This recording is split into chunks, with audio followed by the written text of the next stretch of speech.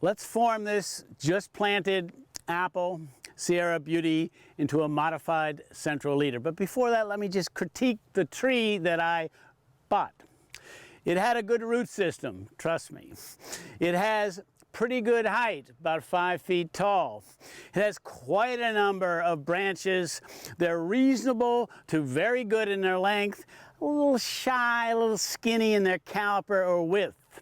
That's okay.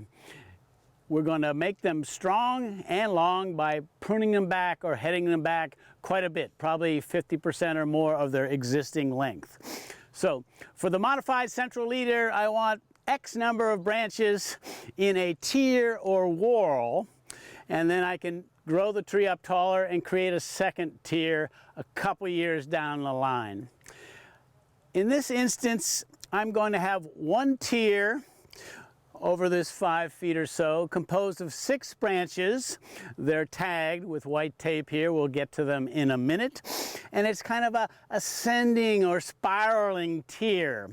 And this is good because the more vertical spacing you have between the branches, the more sunlight that can get into the interior of the tree, keep the fruit wood lively. So there's probably 12 or 15 branches here, and we'll keep only 6. So we'll end up with more growth through fewer outlets. Let's look at the keepers, and then I'll thin the unwanted ones, and then we'll prune the keepers. So starting from the bottom, we have, as the white tape indicates, 1, 2, 3, 4, 5, and 6. And this is a goodly number, not too greedy, but good. And again, what I really like is their vertical spacing. So let me just thin the unwanted branches so we can bring the picture into resolution a little more.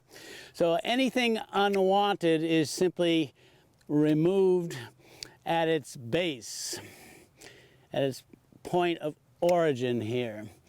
And some of these are just perfectly fine branches. Some, like this one, not so much or not so much. It's just, you can't have too much of a good thing. And sometimes it's about the placement of the branch. For instance, if you look here, I'm going to thin this branch and keep that. Well, you might say, and you would be right, this is a stronger, longer branch. Yeah, but it's positioned just over that one.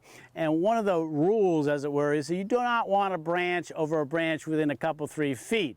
So if I put that one on the ground, I have this one here, which is reasonable, not as good and robust as the other, but reasonable, and it's got better spacing like that. So let me get on with it and remove the rest. One thing that's critically important is I don't want a lot of branching up here next to my central leader, because my effort will be to grow this up another 2 feet to form a second tier of branches next winter. So even if these have some redeeming qualities, their placement close to the leader makes them undesirable. So here we have the rudiments, one more, of a modified central leader with a number of branches that are spread pretty good, equidistant one from another horizontally, and with a really marvelous ascending spiral vertical spacing. And as you can see, no one branch is over another branch.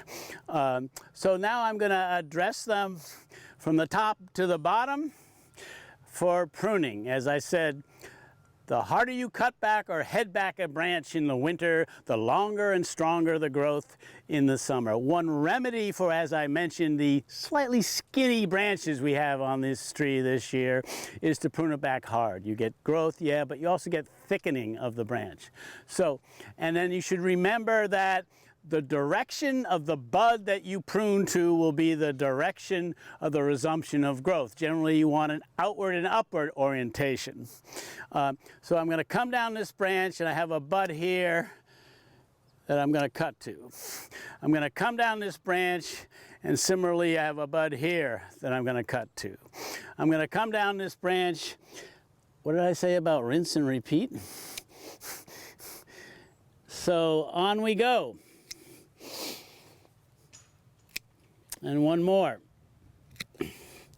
So this is a reasonable number of branches with good both horizontal and vertical spacing, and I've cut them back approximately 50% or more of their growth.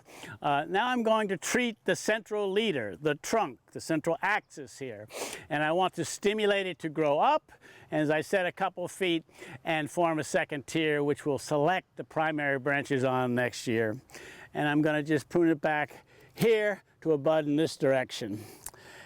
And that's pretty much it. We're good to go.